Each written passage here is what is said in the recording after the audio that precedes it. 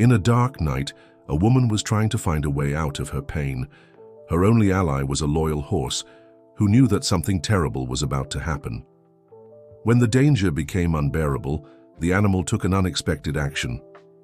What happened next changed that woman's fate forever. Before you hear this moving story, don't forget to subscribe to the channel for more inspiring stories. Sarah Miller watched the sunset through the foggy window of her kitchen, while her hands automatically washed the dinner dishes. The sound of Thunder's hooves, her chestnut horse, echoed from the stable like a comforting melody. It was the only sound that still brought peace to her heart after 5 years of a marriage that had become her own prison. The creaking of the front door made her body instantly stiffen. Robert's heavy and staggering footsteps announced that the night would be another one of those. The strong smell of alcohol invaded the environment, even before he appeared in the kitchen, bringing with him that look she knew so well, a mixture of contempt and contained fury. "What do you call this? Dinner?" His voice cut through the silence like a razor. The half-full plate flew from the table, spreading food across the freshly cleaned floor. Sarah closed her eyes, trying to contain the tremor that started in her hands and spread throughout her body. In the stable, Thunder began to neigh and stomp his hooves against the packed dirt floor. It was as if the animal could sense his owner's fear, as always happened. The horse had been her wedding gift given by her father before he passed away. At the time, Robert pretended to be the gentlest man in the world, winning everyone over, with his easy smile and sweet words. "That damn horse again," Robert growled, staggering toward the back door. "One day I'll finish him off, you'll see." Sarah felt something different awakening inside her. It wasn't just fear anymore. It was a spark of courage that was beginning to grow.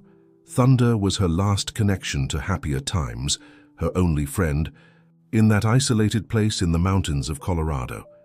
Taking advantage of Robert's distraction with his own instability, she ran to the stable.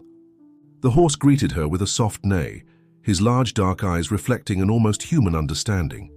Sarah hugged the strong neck of the animal, feeling the comforting warmth of his coat. "We need to hold on a little longer, friend," she whispered, but something in her voice had changed.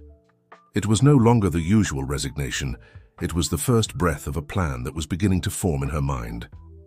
Robert appeared in the stable doorway, his silhouette outlined against the light from the house. "Talking to horses now? Are you going crazy like your mother?" The mention of her mother made something snap inside Sarah. Her mother, who had departed too soon, always said that life was too short to be lived in fear. Thunder moved, subtly placing himself between her and Robert, as he always did when he sensed danger. "No, Robert, I'm not crazy. For the first time in a long time, I'm starting to see clearly." Her words came out firmly, surprising them both. Robert narrowed his eyes, unaccustomed to any sign of resistance.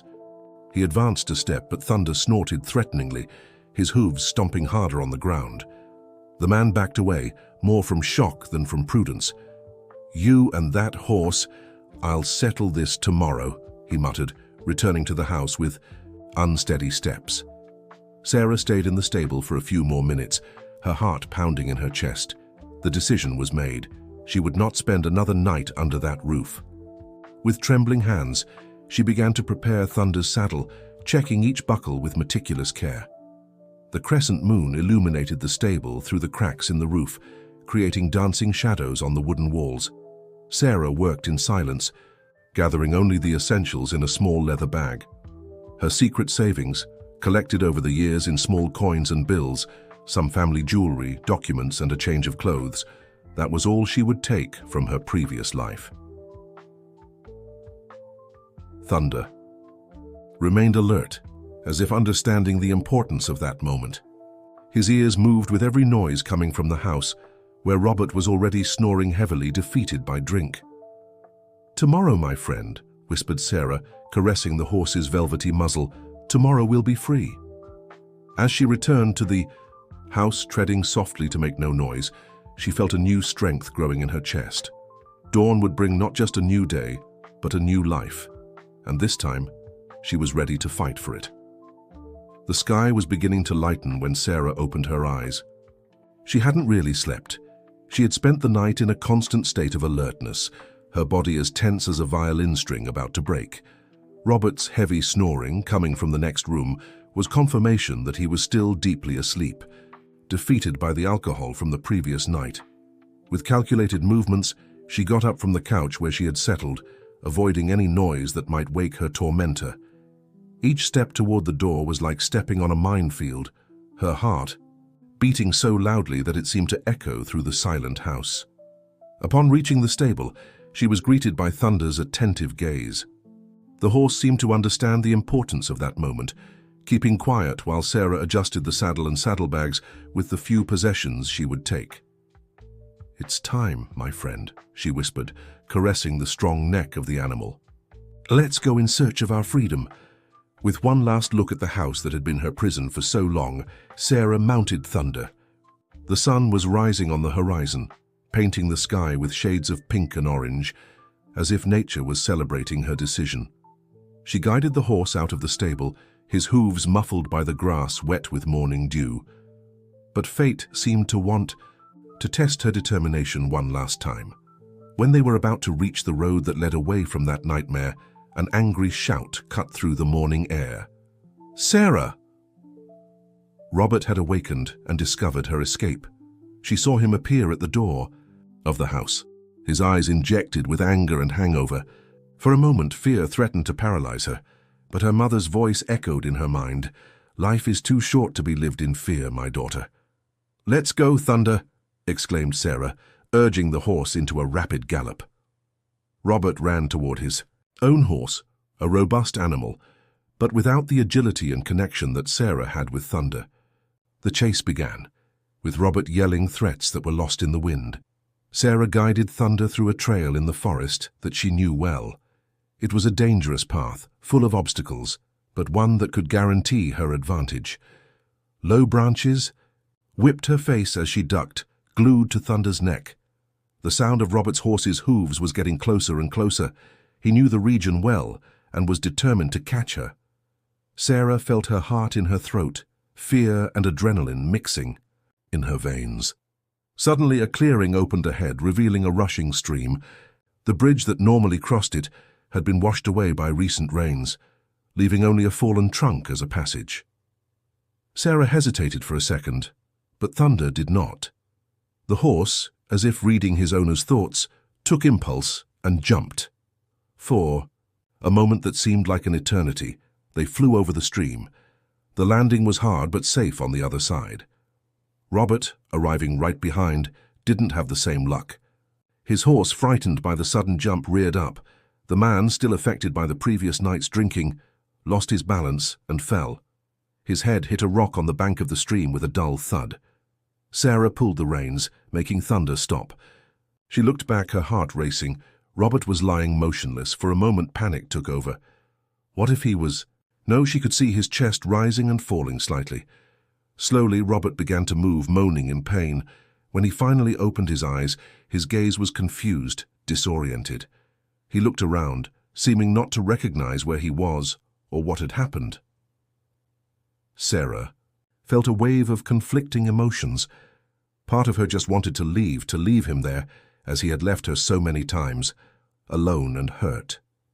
But another part, the one her mother had cultivated so carefully, couldn't abandon someone in that situation, even if it was her tormentor. "Robert," she called, her voice firm despite the tremor in her hands. "There's a village about an hour. From here, following the course of the stream. Seek help there." He looked at her, his eyes clouded with confusion. For a moment, Sarah saw in him the man she had fallen in love with years ago, before alcohol and bitterness transformed him into a monster. But she knew she couldn't be fooled again. "Goodbye, Robert," she said, her voice carrying a mixture of relief and sadness. Without waiting for an answer, Sarah guided Thunder away, following the trail that led to the unknown. The sun now shone brightly, warming her face and drying the tears she hadn't realized she had shed. As she rode, she felt a weight being lifted from her shoulders. The future was uncertain, but for the first time in years, it was hers to shape. With Thunder as her faithful companion, she was ready to face whatever fate had in store. However, a question echoed in her mind. Had Robert really changed with that fall, or was it just a temporary effect? And if he fully recovered, would he come back to chase her? Sarah knew that her journey to true freedom was just beginning, but now she had the courage to face any challenge that came her way.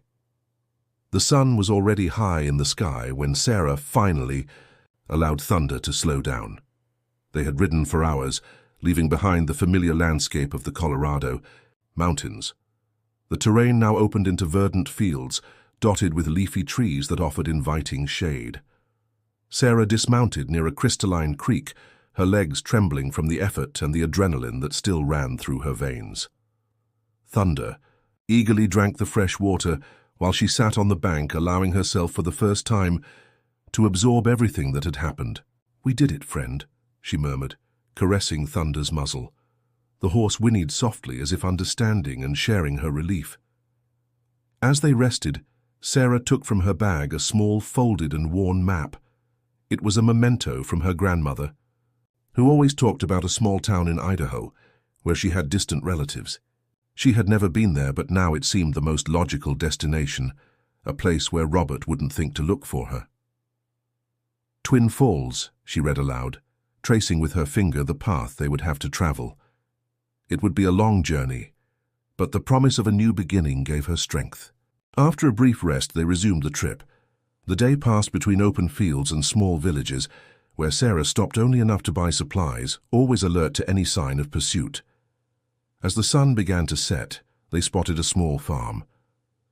Fatigue weighed on both of them, and Sarah decided to risk asking for shelter for the night. She cautiously approached the simple but well-kept house. An older woman with gray hair and a gentle face answered the door. Her name was Mrs. Thompson, and her perceptive eyes seemed to read Sarah's entire story in her tired face and dusty clothes. "Come in, my dear," said Mrs. Thompson without asking questions. "It seems like you and your horse need a good rest." The woman's hospitality warmed Sarah's heart. While Thunder was accommodated in the small farm stable, she was invited in to share a simple but comforting dinner.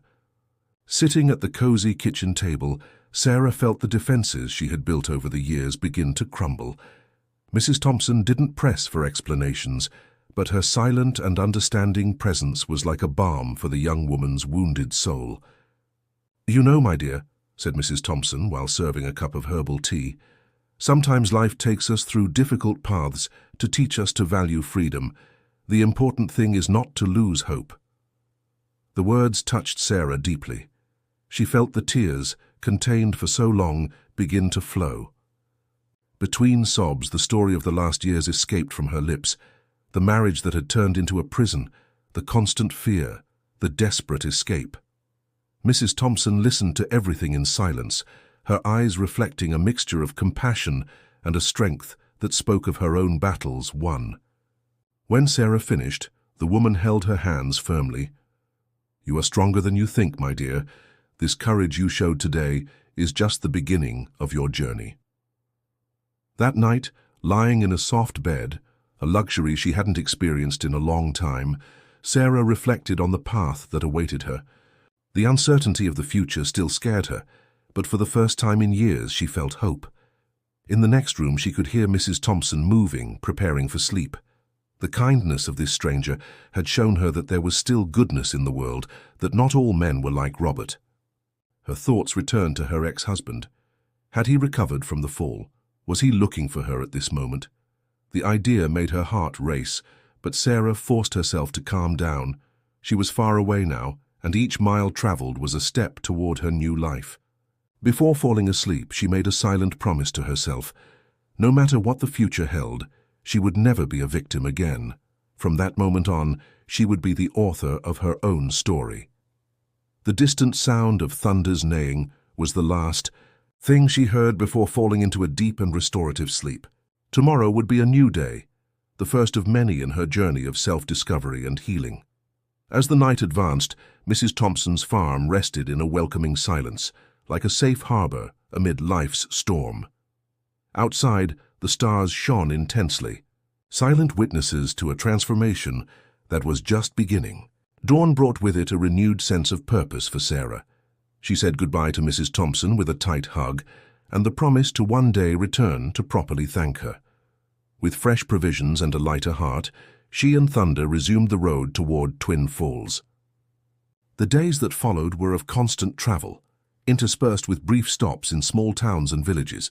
Sarah remained alert, always looking over her shoulder, fearing to see Robert's familiar silhouette appearing on the horizon. But as the distance between her and her past increased, a new feeling began to bloom, hope. On a particularly hot afternoon, when the sun was punishing mercilessly, Sarah spotted a larger town in the distance. The towers of the local church rose above the rooftops, promising refuge from the heat and, perhaps, information about the rest of her journey. Upon entering the central square, she immediately noticed the unusual commotion. A group of people was gathered in front of a small cafe, all with their eyes fixed on a television positioned in the window. Curious, Sarah approached, leaving Thunder tied to a nearby post. The words of the local news presenter hit her like a punch to the stomach. Police continue to search for Sarah Miller, missing for a week. Her husband, Robert Hughes, claims she fled after a disagreement, taking family savings and valuable jewelry with her. Any information about Sarah's whereabouts should be. Sarah's blood froze in her veins. Robert had not only recovered, but was now painting her as a criminal. The people around her were commenting on the news, some casting suspicious glances at strangers in town. With her heart racing, she discreetly moved away, returning to Thunder. She needed to get out of there as quickly as possible, but as she turned, she came face to face with a middle-aged man whose eyes were studying her intensely. "You're not from around here, are you?" he asked, his voice calm but firm. Sarah felt panic growing. "No, sir, just passing through." The man nodded slowly. "I see. You know, my daughter was also just passing through once, running away from an abusive husband." The shock must have been visible on her face as the man smiled gently. "My name is Tom. I'm the local pastor. Why don't you come with me to the church? It seems you could use a safe place to rest and perhaps talk." For a moment, Sarah hesitated. Trusting strangers had become difficult after years of isolation and abuse. But something in the pastor's eyes, a mixture of compassion and understanding, made her accept. In the tranquility of the small church, Sarah found herself pouring out her story to Pastor Tom. He listened attentively, without judgments, offering words of comfort and wisdom. "What Robert is doing is a form of control," explained the pastor. "He wants to force your return, making you appear to be the villain, but you are not obliged to live the narrative he created." "But what if someone recognizes me? What if the police find me?" asked Sarah, fear evident in her voice. Pastor Tom reflected for a moment before answering. "I have an idea. My sister lives in Twin Falls. She runs a shelter for women in vulnerable situations. I can contact her, prepare a safe place for you." The offer was tempting, but Sarah hesitated.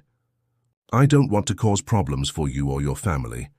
"My dear," said the pastor with a gentle smile, "helping those in need is never a problem. It's a privilege."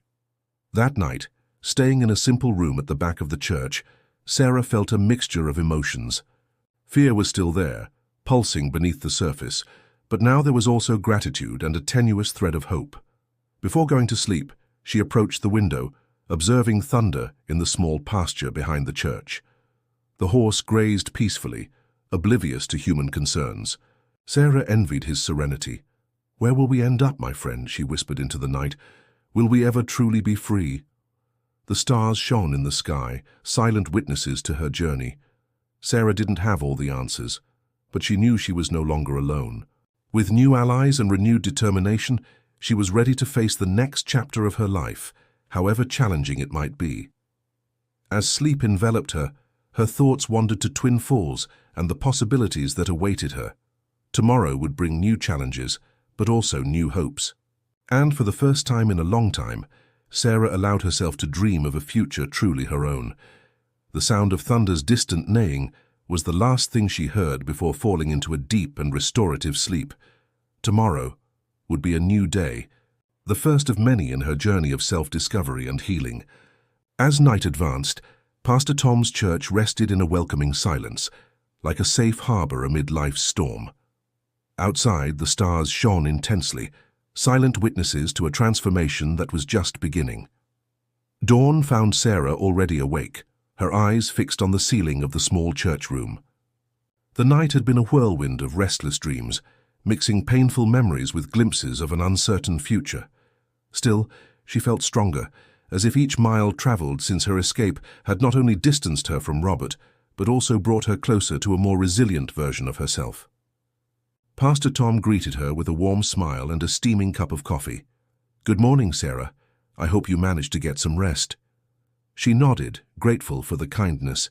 "Thank you, Pastor, for everything." The clergyman made a gesture, dismissing the thanks. "I have good news. I spoke with my sister, Sister Mary. She's expecting you in Twin Falls.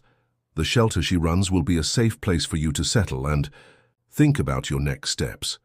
A mixture of relief and apprehension ran through Sarah's body. The prospect of a safe refuge was tempting, but the idea of depending on the charity of others bothered her. As if reading her thoughts, the pastor added, "Don't worry. The shelter is not just a place to hide. They offer courses, job opportunities. It's a place to start over." The pastor's words lit a spark of hope in Sarah. A fresh start. It was exactly what she needed. Before leaving, Pastor Tom presented her with a small silver cross. "For protection," he said with a gentle smile, "and to remember that you are never alone in your journey." With tears in her eyes, Sarah hugged him, feeling for the first time in years truly supported. The trip to Twin Falls was long but peaceful. Sarah avoided the main roads, opting for secondary paths that wound through golden fields and verdant forests. Thunder seemed to sense the importance of the journey, maintaining a firm and constant pace. It was on the third day of travel that Sarah spotted the first signs of the city. The modern skyline contrasted with the mountains in the background, creating a vision that mixed progress and nature. Her heart accelerated. There, somewhere in that concrete and steel jungle, was her future. Following Pastor Tom's instructions, Sarah found the shelter without difficulty. It was a simple but well-kept building, with a small garden in front where some women were chatting animatedly. Sister Mary received her at the entrance, her kind eyes reminiscent of her brother's. "Welcome, Sarah. We were expecting you." The interior of the shelter was welcoming, with walls painted in soft tones and decorated with handicrafts made by the residents. Sarah was introduced to some of the women who, like her, were seeking a new beginning.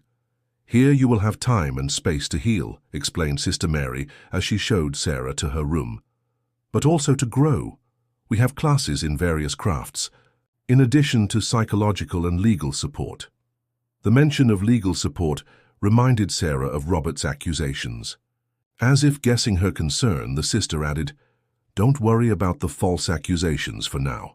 We have volunteer lawyers who can help clarify your situation. The important thing now is that you are safe." That night, lying in her new bed, Sarah reflected on the incredible journey that had brought her here. Just a week ago, she was trapped in a cycle of fear and abuse.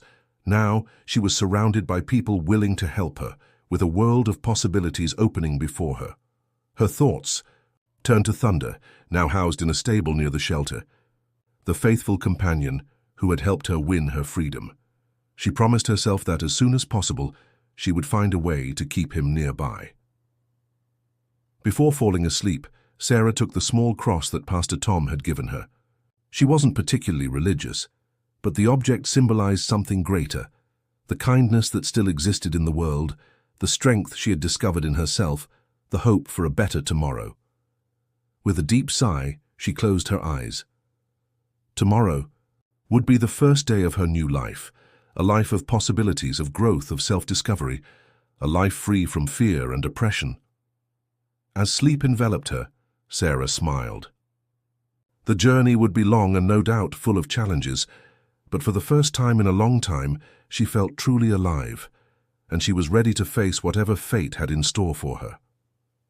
Outside, the city of Twin Falls pulsed with life, its lights shining like a beacon of hope in the night.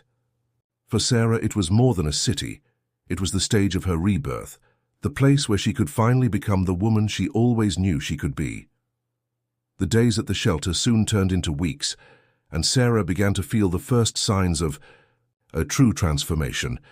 Each morning brought with it new discoveries, not only about the world around her but mainly about herself. The classes offered at the shelter became her refuge. Sarah found herself absorbing knowledge she never imagined would be within her reach. Computer science, basic accounting, crafts. Each new skill acquired was like a piece of a puzzle, rebuilding her self-esteem and confidence. It was during a sewing class that Sarah had an epiphany. Her hands, once trembling and insecure, now handled the needle with dexterity, creating intricate patterns in the fabric. It's like our life, she thought, watching the stitches intertwine. We can create something beautiful, even starting from torn pieces. Sister Mary, always attentive, noticed the change in Sarah. "You have a gift, my dear," she commented, admiring the young woman's work. "Have you thought about turning this into a profession?" The idea planted a seed in Sarah's mind. For the first time since she had arrived at the shelter, she began to envision a concrete future, a real possibility of independence. The sessions with the shelter's psychologist, Dr. Jennifer, were also fundamental in this process of healing and self-discovery. There, in a safe and welcoming environment, Sarah was finally able to give voice to the pains she had carried for so long. "What Robert did was not your fault," Dr. Jennifer gently repeated. "You are a survivor, Sarah, and now it's time to be more than that. It's time to live." These words echoed in Sarah's mind, especially on nights when memories of the past threatened to suffocate her. Gradually, she learned to replace fear with determination, shame with pride in her own strength. But not everything was roses. The shadow of Robert's accusations still hung over her. On a sunny afternoon, while Sarah was helping in the shelter's garden, Sister Mary called her for a serious conversation. "Sarah, our volunteer lawyer, Mr. Davis, would like to talk to you," said the nun, her tone gentle but concerned. "Robert's accusations, we need to face them." The familiar fear threatened to take over, but Sarah pushed it away, remembering Dr. Jennifer's words. She was a survivor, and now it was time to fight. The meeting with Mr. Davis was intense but enlightening. "Your ex-husband has no proof of the accusations," explained the lawyer. "But we need to act proactively. We're going to record your version of the facts, collect testimonies from people who knew the situation. We won't let him silence you again." The lawyer's determination infused courage into Sarah. She was no longer alone in this battle. She had allies, people willing to fight by her side. As the days passed, Sarah dedicated herself more and more to her new project, a small collection of bags and accessories made with scraps, inspired by her own journey of reconstruction. Each piece told a story of overcoming, of beauty born from chaos. It was Thunder, however, who brought the most unexpected turn. During one of her visits to the stable where the horse was housed, Sarah met Lauren, a young horsewoman who was enchanted by the beautiful chestnut. "He's magnificent," Lauren commented, caressing Thunder's neck. "You know, I'm looking for a horse to use in equine therapies. He would be perfect." Sarah's heart tightened at the idea of separating from her faithful companion, but seeing the gleam in Thunder's eyes, she understood. Just like her, the horse also deserved a new chance, an opportunity to make a difference in other people's lives.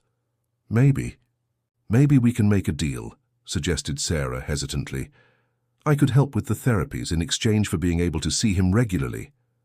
Lauren's smile lit up her face. "That would be wonderful. In fact, we're always in need of volunteers." Thus, another piece fit into the puzzle of Sarah's new life. Now, in addition to her craft project, she had the opportunity to work with Thunder, helping other people in processes of healing and overcoming. That night, back in her room at the shelter, Sarah found herself smiling at her reflection in the mirror.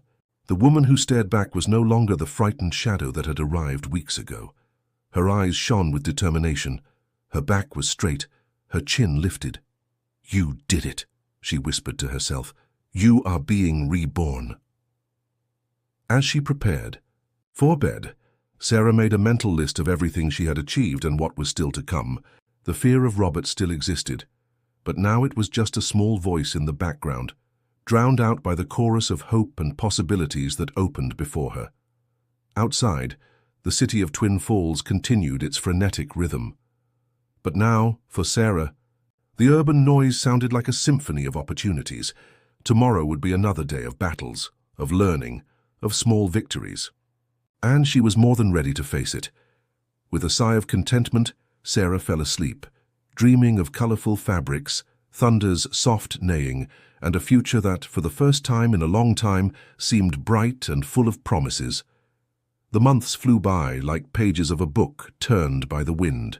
Sarah, now almost unrecognizable from the woman who had arrived at the shelter almost a year ago, was about to take a major step in her new life. Her small collection of bags and accessories, threads of hope, had caught the attention of a local craft store which offered a space to display and sell her creations. It was a sunny Saturday morning when Sarah, with her heart pounding with anticipation, arranged her small exhibition in the store. Each piece told a story of overcoming, of rebirth, of hope. The vibrant colors and intricate patterns reflected the journey of their creator. "It looks beautiful, Sarah," said Lauren, who had come to offer moral support.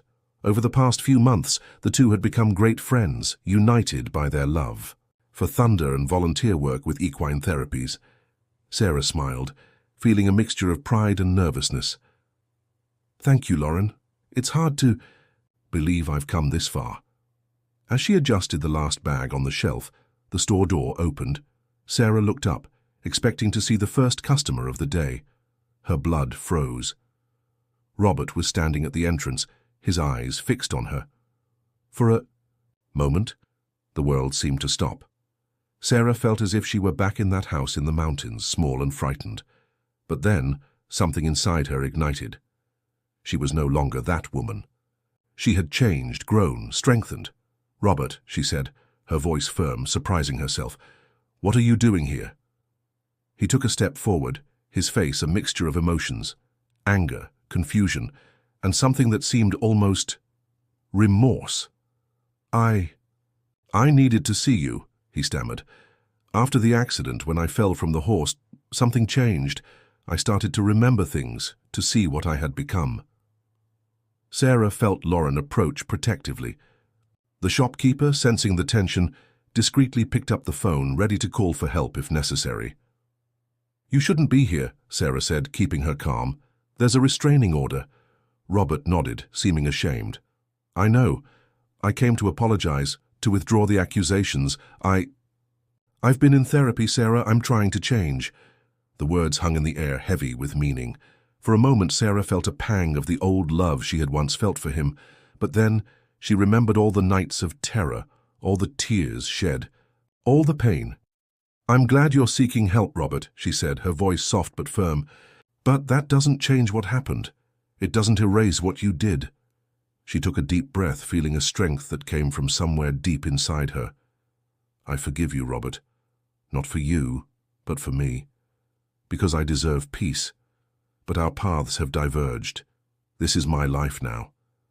She made a gesture encompassing the store, her creations, Lauren by her side. "I found strength I didn't know I had. I found friends, purpose. I found myself." Robert seemed stunned, as if seeing Sarah for the first time.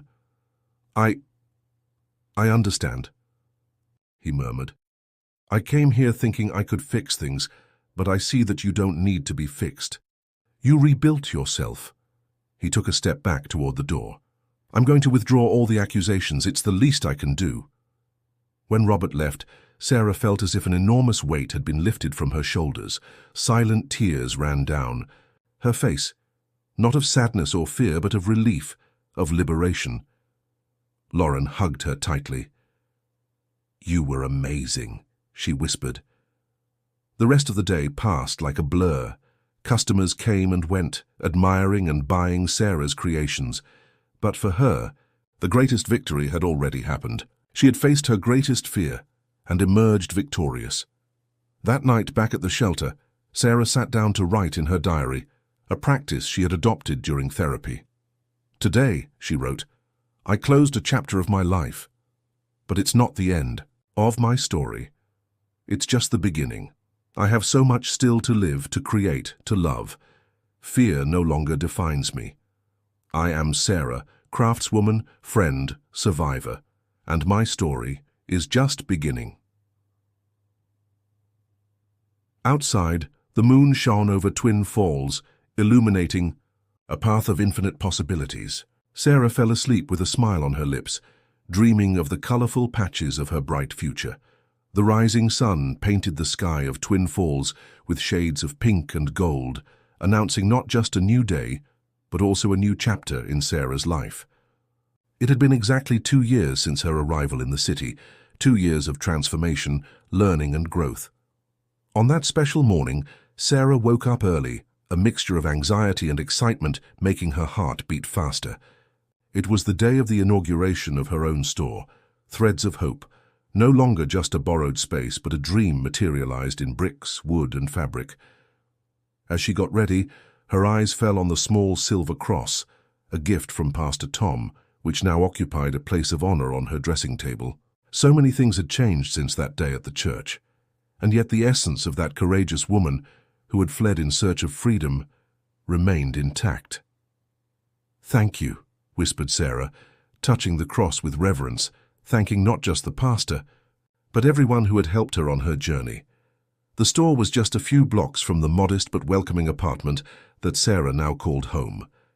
The path there was like a walk down memory lane, each corner reminding her of a stage of her transformation. There was the park where she and Lauren used to take Thunder for equine therapy sessions. The horse, now officially part of the therapeutic program, had helped countless people overcome their own traumas and limitations. Further ahead, the cafe where she and Dr. Jennifer occasionally met, no longer as therapist and patient, but as friends, celebrating Sarah's small and large victories. And finally, the corner where Sister Mary's shelter was located. Sarah paused, looking affectionately at the building that had been her refuge and starting point. Now she was one of the regular volunteers, sharing her story and skills with other women in search of a fresh start. Arriving at the store, Sarah was greeted by a small group of people gathered in front. Lauren was there, of course, holding a bouquet of flowers. Sister Mary, with her gentle smile, stood next to Dr. Jennifer. Even Mr. Davis, the lawyer who had helped clear her name, had shown up for the special occasion. "Surprise!" they shouted, in unison when Sarah approached. With tears in her eyes, she hugged each one, feeling a wave of gratitude so intense she could barely speak. These people, who had entered her life in its darkest moments, were now there to celebrate her light. "I can't believe we made it here," said Lauren, handing the flowers to Sarah. "You made it here, dear," Sister Mary gently corrected. "We just illuminated the path. You were the one who had the courage to walk it." With slightly trembling hands, Sarah unlocked the door to the store. The interior was a kaleidoscope of colors and textures, bags, shawls, rugs and accessories, all made with carefully selected and sewn scraps, told stories of rebirth and hope. Special corner of the store particularly caught attention. It was a small exhibition titled Journey of a Survivor. There, Sarah had gathered pieces that represented each stage of her transformation. A shawl with patterns reminiscent of the Colorado mountains, a bag with the stylized drawing of a horse, a rug with the skyline of Twin Falls. As her friends explored the store, making compliments and already setting aside pieces to buy, Sarah found herself reflecting on her journey. From a frightened woman without hope, she had transformed into a businesswoman, artist, and mentor for other survivors. The sound of hooves on the street pulled her from her thoughts. Through the window, she saw a group of children passing by, mounted on horses, the equine therapy program on its morning route. Among them was Thunder, majestic as always, helping a shy girl find her confidence. At that moment, observing the intertwining of her past story with the vibrant present and promising future, Sarah felt a deep peace. She had not only survived, but flourished. The bell on the door rang, announcing the arrival of the first customers of the day. Sarah took a deep breath, a genuine smile lighting up her face. "Welcome to Threads of Hope," she said, her voice overflowing with pride and gratitude. "How can I help you today?" As she served customers, presenting each piece and sharing a bit of the story behind them, Sarah knew that each sale was not just a commercial transaction. It was an opportunity to spread hope, to show that it is possible to rebuild oneself from the pieces of a shattered life. The day passed in a whirlwind of emotions and activities. When the sun began to set, painting the sky with the same colors that had greeted the dawn, Sarah closed the door of the store, exhausted but deeply satisfied.